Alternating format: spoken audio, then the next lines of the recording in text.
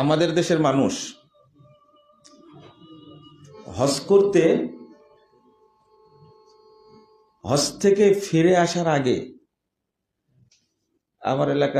আমাদের দেশের মানুষ কি লেখে? হাজি বলে, লেখে কি? আলহাজ লেখে, আলহাজ, আর মুখে বলে কি? হাজি সাহেব। হাজি সাহেব বলে। এর কারণটা কি? অন্য দেশে কিন্তু এই ধরনের পরিভাষা নাই, শুধু বাংলাদেশে আছে। তো এইটাকে কুরবানি করার জন্য রাসূল সাল্লাল্লাহু আলাইহি ওয়াসাল্লাম একটা দোয়া বলতেন। সেই দোয়াটা কোনো হাজিরই মুখস্থ নাই, বলেও না। সেটা হলো আল্লাহুম্মা হাজ্জাতুন লা রিয়া ফিহা ওয়ালা সুমআ।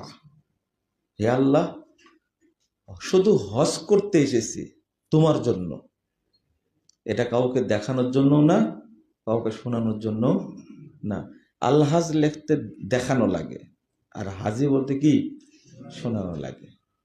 যদি এই দোয়াটা কেউ পড়ে, তাহলে প্রথমেই তার ভিতরে যে এই যে রিয়ার কারখানা, এটাকে ধ্বংস করে দেওয়া হলো।